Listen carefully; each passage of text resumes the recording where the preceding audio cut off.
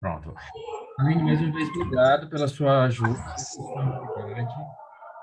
Eu vou dividir essa entrevista em dois momentos.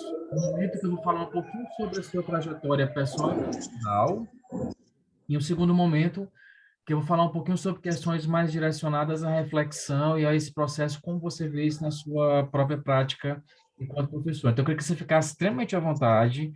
Eu acho que grande parte da entrevista é mesmo esse acesso do que você acha, do que você pensa. Então, fique bem à vontade, que em nenhum momento você está sendo avaliado, é mais observar mesmo como você tem esse processo na sua prática em sala de aula, tá? Ok. Para iniciar, eu queria que você falasse um pouquinho, Aline, sobre a sua trajetória acadêmica, né? Desde a trajetória inicial até a trajetória da formação continuada aí. Como é que você escreveria isso um pouquinho para mim? Tá. Bom, eu comecei no ensino médio, né? Uma adolescente que não sabia muito bem o que fazer da vida, e eu só sabia que eu gostaria muito de continuar estudando. E aí eu pensei muitas vezes na questão, eu preciso continuar estudando, mas eu não posso continuar a minha vida toda no ensino médio, reprovando, né? Até porque eu tinha boas notas e não queria manchar meu histórico. E aí a primeira coisa que me passou eu só posso ficar dentro de uma escola se eu for professora. E aí comecei o ensino médio, não tinha condições, queria fazer ciências exatas, né? Mas não tinha condições de fazer esse curso, que aí eu podia ir pelo lado da matemática no final do curso. E aí eu tive que fazer as minhas escolhas dentro das minhas possibilidades, dentro da realidade da minha família, né? No momento, a minha mãe não tinha condições de me ajudar, era somente eu, ela e meu irmão, então eu tinha que fazer uma escolha. E ali, ser professor naquele momento era o mais barato, era o que cabia também no nosso bolso, né? Uma universidade, o sonho da minha mãe era que eu fosse secretária executiva, mas eu não tinha também dinheiro para fazer uma faculdade de esporte. E aí, quando eu defini que eu iria ser uma professora, eu precisava saber para qual área seguir. E eu sempre me destaquei na área de matemática, física e química. Então, sempre exatas, sempre foi o meu forte.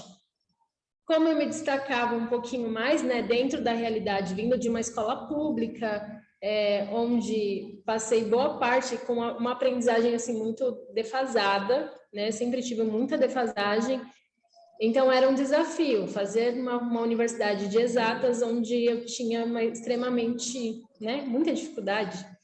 E aí, então, queria unir aquilo que eu queria, que era ser professora, né, com a matemática, que era o que eu gostava.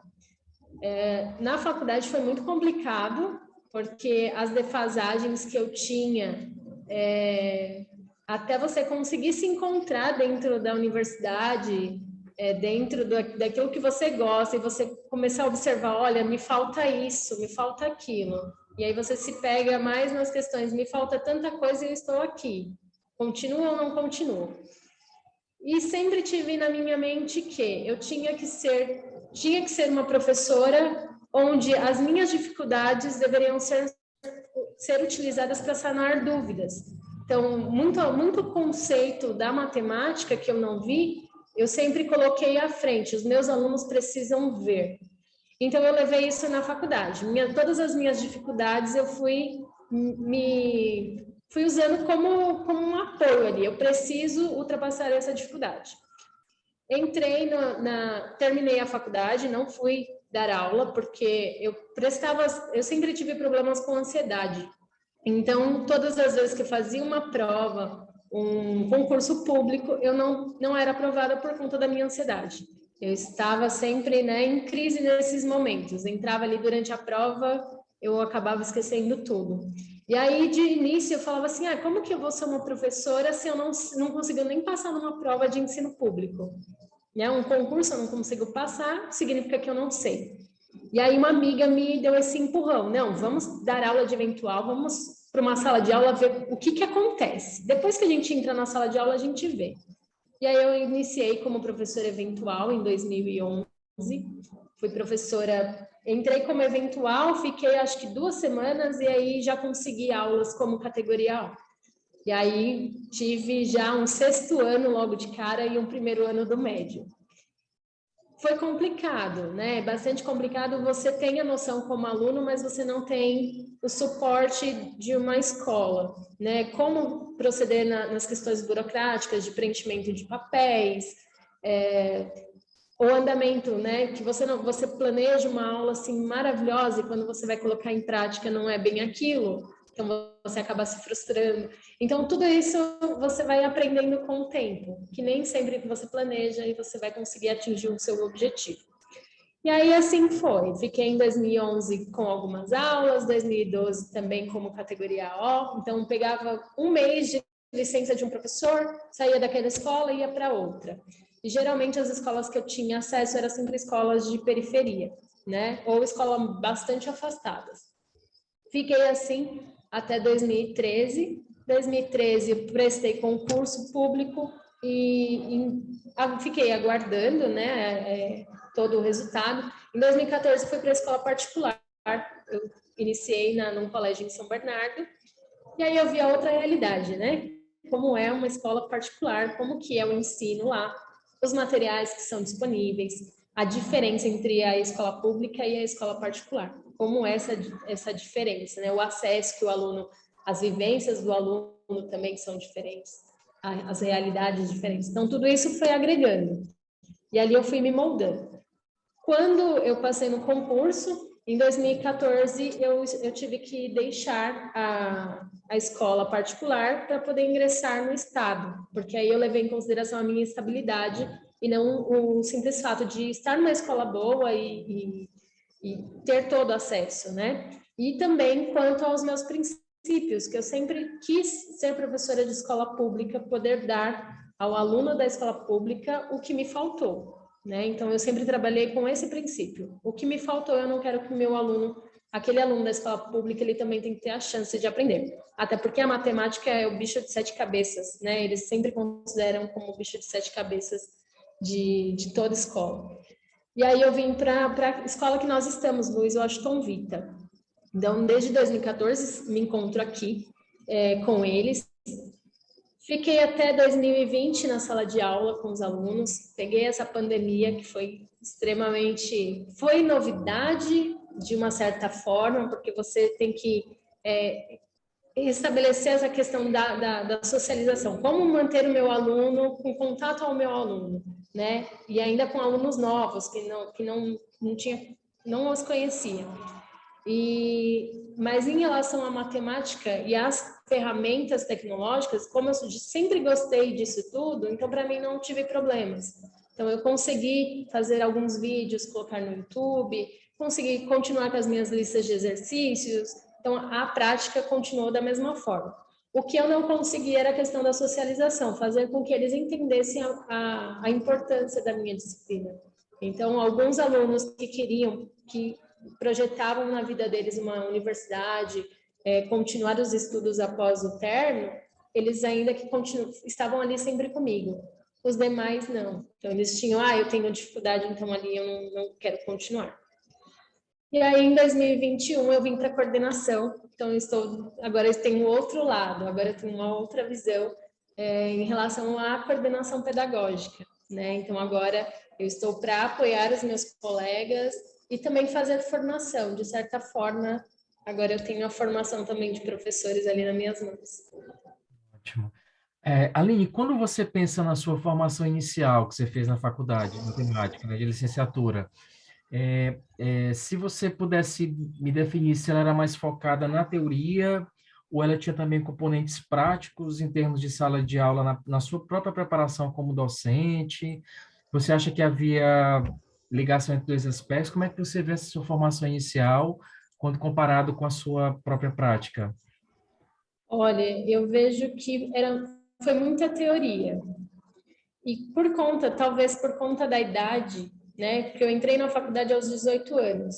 Então, talvez por conta da idade também, eu não tinha maturidade para entender o que realmente era importante. Então, durante a faculdade, não tínhamos a questão de experiências, né? Fazer coisas diferentes ali. Mas eu percebia que... Só um minutinho. Meninas, precisa de alguma coisa? Fala para ela usar o laboratório, que eu estou ocupadinho um pouquinho, tá? Obrigada. Perdão, Sérgio. Pode ficar à vontade. Bom, então, eu percebo que quando eu estudava, eu não tinha aquela maturidade de, olha, isso é extremamente importante para que eu continue, porque eu tenho, não sei se a forma como foi conduzida também, eu vi assim, eu vou me formar em matemática, então eu tenho que saber fazer contas, né? E aí a questão da didática, a questão de considerar a educação em si, entender a história da educação, eu não tinha preocupação com isso. Eu ia, assim, muito bem na faculdade, mas não tinha aquela preocupação, eu tenho que entender, eu tenho que compreender, eu tenho que saber identificar.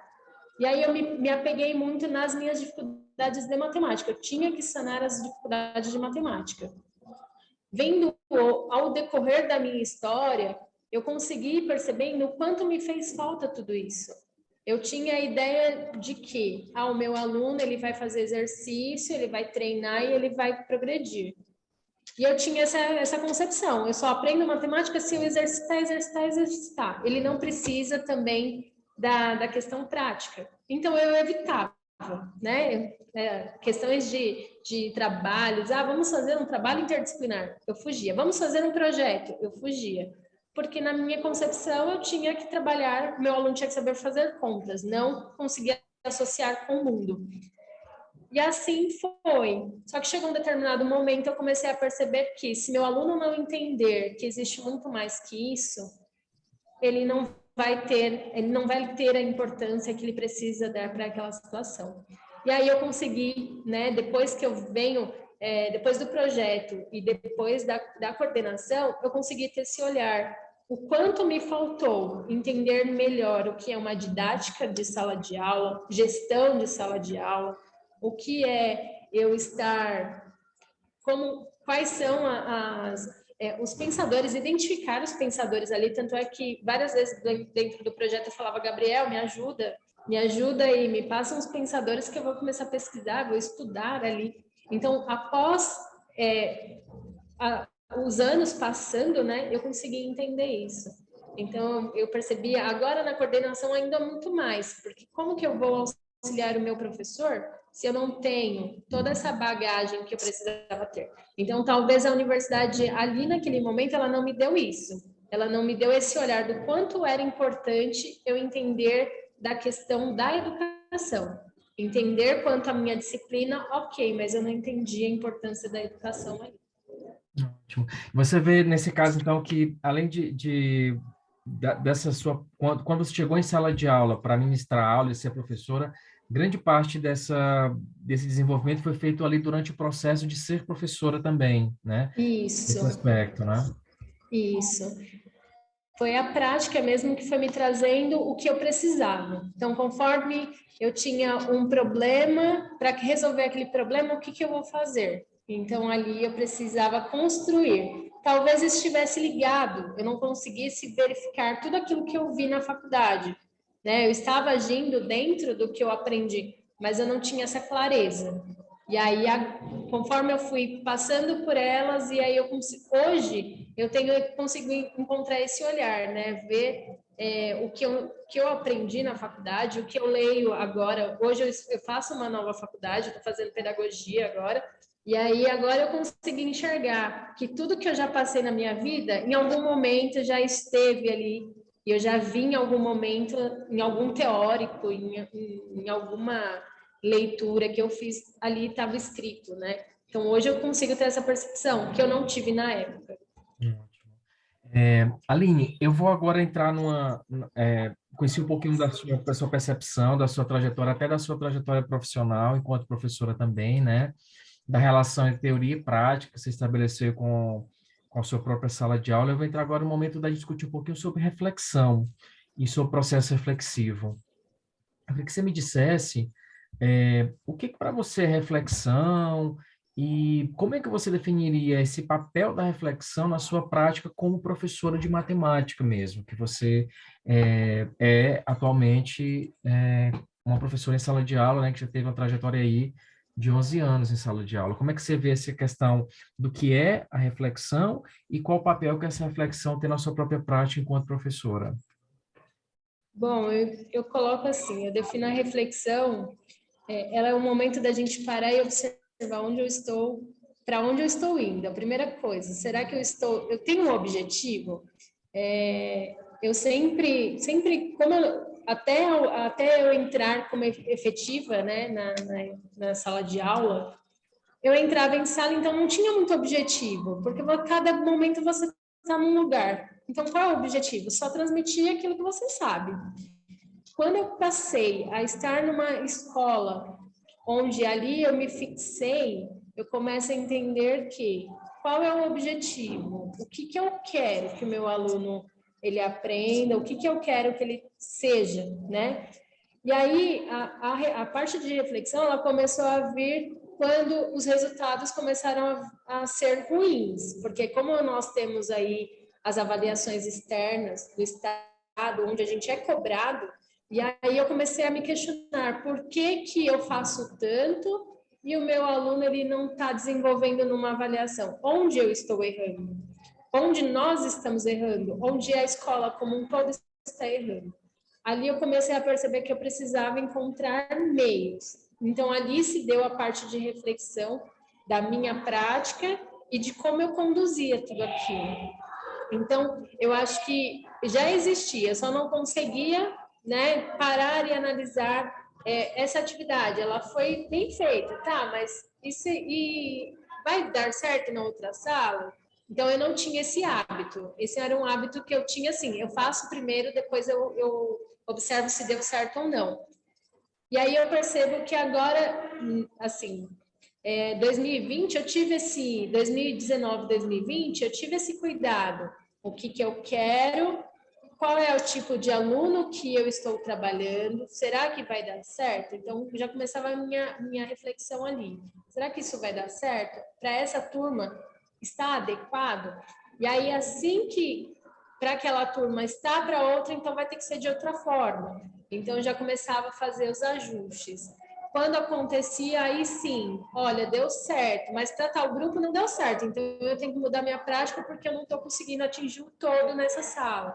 Então eu entendo que depois de um tempo de prática de sala de aula que eu comecei a ter esse olhar de a importância de se refletir sobre o que eu estou fazendo. Se está tendo valor para o meu aluno, se para mim, como profissional, também tinha valor, não é só o fato de fazer por fazer, porque inicialmente era o fazer por fazer. Eu estou numa escola aqui, uma escola ali, então eu faço por fazer, faço somente o meu papel de transmitir. E aí, depois de um tempo, eu começo a entender que estou ali para mediar o conhecimento, então eu tenho que ir trazendo e refletindo de acordo com o andamento. Então, o tempo todo eu tenho que estar refletindo se está dando certo ou não. Agora, na coordenação, é muito mais importante, que aí eu tenho que, junto com o grupo, né? Vamos refletir, essa ação, ela está sendo positiva para o grupo, no geral, para todos os alunos? O que está dando certo? Quais ações a gente precisa promover? Então, hoje, eu acho que todo esse período de que eu fui me adaptando a essa questão da reflexão, me ajuda muito hoje, que hoje, para a coordenação, eu já consigo ter esse olhar. E eu acho que eu peguei muito mais firme a questão dos registros, né? No projeto, a gente sempre tinha a questão do registro, de registrar, olha, isso deu certo, mas por que deu certo? Por conta disso daqui. Nós fizemos dessa forma e isso deu certo. Então, a gente consegue continuar. Ah, mas para esse grupo de alunos vai dar certo? Só dá certo se ele tiver um perfil parecido com o anterior. Não tem? Então vamos criar outra estratégia. Então talvez isso tenha ajudado bastante. Ótimo. E quando você pensa nessa questão da reflexão, você faz isso, por exemplo, no planejamento da sua disciplina de matemática do ano, ou você também pensa em aula a aula, esse processo reflexivo, como na prática é para você hoje, como professor, esse aspecto? Eu faço geralmente aula a aula, né? Na verdade, tenho a ideia do todo, e aí, mas a cada aula eu vou montando o meu material e ali dentro de acordo com os estudantes. Então, vamos supor, tenho um grupo de primeiro ano do ensino médio. Então, se eu sei que eu tenho todas as turmas, então qual é o perfil? Se eu olhar num geral, qual é o perfil do grupo pensando no maior número de alunos? O perfil eles aprendem dessa forma. Então, a gente vai tentar dessa forma. Então, é aula a aula, observando o que vai acontecendo. E aí, as atividades também. As atividades, elas vão acontecendo. Olha, lista de exercício deu certo nessa sala. Então, a gente vai reforçar, vai usarem todos. Mas, não, eles ainda assim estão com dificuldade. Então, a gente vai propor um outro tipo de atividade mais dinâmica para ver se eles acompanham. Acompanhou bem? Ó, isso deu certo. Então, a gente consegue desenvolver em todos. Então, eu percebo planejamento aula a aula mesmo, né? No caso da matemática, eu acho que não tem como ser diferente, porque cada conceito ela exige tem um grau de dificuldade ali, e cada grau de dificuldade você precisa ter uma abordagem diferente. Ótimo. Só uma dúvida que eu fiquei agora, Aline. Nessa escola que você está, você trabalha com ensino fundamental e médio ou só fundamental? Aqui tem fundamental e médio. Aqui, geralmente, em matemática, eu sempre atuei com os terceiros anos do médio, né? Nos últimos anos, né, que eu estive em sala de aula.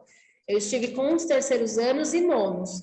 Então, por conta das avaliações externas, né? Nós temos o SARESP, e para dar conta do SARESP, então sempre me colocaram nos terceiros e nonos, porque aí eu desenvolvia, na verdade, fazia uma revisão do que eles já haviam visto, tentando sempre contemplar o que o SARESP exigia, né, para conseguirmos atingir a nossa meta. E se eu te perguntasse, Aline, se essa postura sua reflexiva, tanto do planejamento que você faz anual, como o planejamento que você descreveu agora, aula a aula, a parte da dificuldade que seus alunos encontram, isso você atribui sendo algo que você aprendeu lá na sua formação inicial na graduação, ou foi alguma coisa que você aprendeu em alguma formação continuada, ou você pesquisou sobre isso, ou isso veio da sua prática como professora? De onde é que você atribui a gênese dessa sua ideia de refletir sobre o todo e também sobre a cada aula? Então, na verdade, foi dentro da prática mesmo, né? Como eu disse, na faculdade eu não tive muito esse suporte. Eu tive aula deixa eu lembrar o nome da disciplina, era prática docente. E na aula de prática docente, na verdade, a gente não era uma aula de prática docente, a gente fazia um trabalho e tinha um trabalho que era um tema de aula e a gente tinha que aplicar uma aula para os colegas. Ali é diferente, a gente tem colegas da mesma idade, a gente tem, né, toda uma... É diferente você estar em sala de aula e você observar, olha, eu planejei isso, o meu plano de aula é assim, a minha aula está aqui, o PowerPoint pronto. Quando você entra na sala de aula é totalmente diferente, porque o seu plano está ali bonitinho, mas acontecem tantas coisas ali no decorrer de uma aula, de 45, 50 minutos, que todo aquilo que você planejou vai embora. E aí, no início, eu planejava uma aula assim, eu vou falar de um assunto, um tópico todo numa aula. E aí, quando eu chegava, eu não conseguia falar um terço do que eu tinha planejado.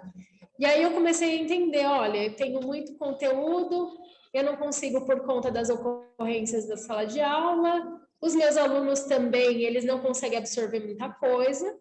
Então, tudo isso, ao longo da minha trajetória, que eu fui conseguindo entender, eu não posso querer muito. Então, eu prefiro, como a Maísa sempre diz, né? Menos é mais. Então, ali eu já comecei a entender. Se eu vir com uma definição e vir com exemplos e vir com situações de problema, meu aluno vai aprender muito mais do que eu vir com uma aula com um texto gigante, com questões que ele vai ter que resolver sozinho. Dentro das minhas aulas, o que eu percebia bastante, eles se sentem seguros quando o professor está do lado deles para resolver. Então, nas minhas aulas, os meus alunos ficavam no meu entorno. Eu sentava na minha mesa, eles já sentavam com o caderninho deles. Eles falavam, posso sentar para resolver o exercício? E ali eles conseguiam desenvolver. E todos os dias eu tinha um grupo de alunos na minha mesa, que eles falavam, hoje eu vou fazer com a senhora. E ali eles desenvolviam. E eles falavam, nossa, só isso? E eu com dificuldade de fazer isso em casa? Então, talvez eu percebo que a reflexão vinha dali também, né? Você ouvir a fala do aluno, a estratégia que você usou, né? Fazer uma análise daquela estratégia, se deu certo ou não. Então, acho que tudo isso foi contribuindo, mas dizer que a faculdade ela me orientou quanto a isso, eu não tive. Na universidade que eu estudei, não tive isso, né? Eu tive que encontrar o meu método. Ali é o método Aline, o método Aline é esse. E aí a gente vai adaptando conforme a necessidade. Bom, Aline, eu vou aproveitar esse gancho que você colocou aí da ideia do desenvolvimento da reflexão. Eu vou te perguntar se em algum momento, seja ele um momento oficial ou não, existe algum tipo de diálogo, troca, ou até mesmo momento de reflexão com seus pares. Eu falo os pares, os outros professores da sua escola, que podem ser da sua área ou não, acerca dessa prática, né? A gente sabe que grande parte do que a gente pode também aprender vem da troca com os colegas ali, até Sim, informalmente. sim. Existe na sua prática esse momento formalizado ou não? Como é que isso acontece para você? Que efetivamente impacta na sua prática, né? Sim, eu tenho, assim, aqui, como eu estou há bastante tempo, então eu já tenho uns colegas que estão aqui há bastante tempo também, e eu sempre fui muito observadora. Então, desde o início, desde que eu ingressei aqui na escola, eu sempre fui muito observadora. Então, eu via que acontecia um projetinho aqui, eu já ficava de olho como que a matemática poderia contribuir dentro daquilo. Então, de alguma forma, eu tentava trabalhar aquilo também, ou usar a mesma metodologia do meu colega dentro da minha disciplina. E aí, do início, eu fui sempre dessa forma, né? Pela observação. Eu sempre fui muito fechada, então, nos meus primeiros 3 anos, eu praticamente não falava com ninguém. Então, eu ficava mais a minha, mas observava muito. Conforme eu foi passando o tempo, a Eliane, que trabalha aqui desde que eu entrei, eu sempre observei muita prática dela, da Rosemary também. A Nivalda foi minha professora, então a Nivaldinha, eu já tinha mais ou menos o perfil dela, né, como uma forma de inspiração. Então, a gente sempre conversou. Dentro da matemática, os meus colegas, sim, eu sempre conversei muito com os colegas de matemática, porque as nossas angústias sempre foram as mesmas, né? Ai, meu aluno não sabe fazer uma regra de sinal, meu aluno não sabe fazer uma regra de 3. Então, eram sempre as mesmas reclamações. Só que eu percebia que muitos dos colegas só reclamavam e não tentavam achar uma estratégia que fizesse com que aquele aluno tirasse aquela dúvida. E aquilo sempre me incomodou muito. E aí, quando eu falo, mas se a gente fizer assim? Não sei se dá certo. E eu acho que o que contribuiu também bastante, né, nas minhas reflexões, tem uma pro aqui na escola que ela foi minha auxiliar. Né? Em 2019, a gente teve um projeto de professora auxiliar, e aí eu tinha essa professora junto comigo. E ela trazia essas ideias assim, vamos fazer uma atividade diferenciada. Então, como eu disse, eu sempre fui aquela professora, vamos fazer lista de exercício, vamos treinar, e trago a situação problema. Mas fazer uma atividade onde o aluno tenha que ele usar o próprio corpo para fazer alguma atividade, ou tenha que sair do ambiente de sala de aula para fazer, aquilo ali para mim era meio complicado. Eu falava, como que eu vou dar conta de 30 alunos fora de uma sala de aula? Então, essa amiga, a gente falava assim, vamos fazer tal atividade? Eu topava tudo, mas com aquele medo, aquela insegurança de dar certo ou não. E eu só falava, o que você precisa de mim? Vamos sentar então, vamos definir a atividade, como que vai ser feito, e a gente leva os alunos. Quando finalizava a atividade, o aluno saía super feliz e eu conseguia entender, olha, deu certo, ela teve o olhar que eu não tive da importância dessa atividade diferente. Então, a gente tem sempre essa troca, né? Essa professora, ela está aqui ainda, uma grande amiga minha, e a gente sempre tem essa troca de como, né, olha, ele está com dificuldade aqui, mas como que a gente vai fazer isso?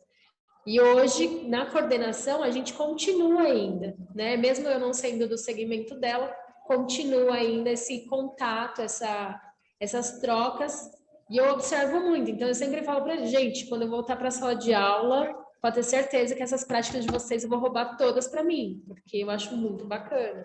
Então, a gente acaba conversando e aprendendo muito, né? Às vezes, o medo da tecnologia, que muitos aqui têm, a gente vai dando suporte, então eles vão conseguindo se adaptar, incluir a tecnologia nas aulas. Então, tudo isso é bem bacana.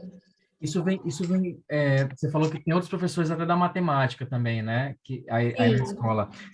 Mas isso vem mais além das reuniões mais formalizadas, tipo a TPC, ou isso vem também de uma forma mais informal? Como é que você vê? A gente faz muito, assim, em ATPCs, a gente fazia, né, em determinado assunto, quando surgia um determinado aluno ou uma determinada turma, o professor falava assim, ah, não, esse aluno, ele é muito ruim em matemática porque ele nunca fez nada comigo. E aí eu falava assim, nossa, mas comigo ele faz, e aí? O que está acontecendo? Então, quando a gente começava a discutir, olha, qual é o perfil da sua aula? Como que você faz? Quando a gente começava a discutir esses pontos em ATPC, a gente começava a entender que era uma ação que podia chamar a atenção dele, ou o fato dele ter amadurecido de um ano para o outro, que acontece muito no fundamental, que eles vêm do sexto até o oitavo, eles falam, ah, para que eu vou aprender isso aqui? No nono ano, eles têm uma outra visão, e aí você consegue sentar, falar, olha, senta, vamos fazer esse exercício, você é capaz. Às vezes, o simples fato da gente motivar, né, os alunos de escola pública, eles têm essa questão de eu sou burro, eu não sei fazer matemática. E aí você precisa atuar esse lado socioemocional para ele entender, eu sou capaz, eu posso. E às vezes uma questão simples, já fiz muito disso, um aluno fala assim, eu sou burro. Aí ele faz uma regrinha de 3, que eu explico ali na hora, uma regrinha básica, bem simples. Ele fala assim, nossa, Pro, é tão fácil isso. E ali você vê que o olhinho dele brilha e que ele, na próxima aula, ele vai tentar de novo, porque ele quer te surpreender de novo. Então, muitas vezes eu discuti com colegas por conta que eles achavam, não, eu estou aqui para dar aula. Muitos colegas falavam, eu estou para dar aula, não é para ficar falando que o meu aluno é inteligente, que ele é bonzinho, que é isso. Só que se a gente não unir as duas coisas, o aluno ele não desenvolve. A gente tem a necessidade de fazer com que ele entenda que ele pode, então motivar, falar, não, você é muito inteligente, você é capaz de fazer isso, para que a gente consiga os resultados que a gente precisa. Ótimo. Aline, eu vou fechar essa sala e vou abrir uma, porque essa está fechando. Aí eu vou só desligar aqui e depois eu te mando outro link e a gente entra na outra para finalizar, tá bom? Tudo bem. Um segundo, Aline, já já. Ok.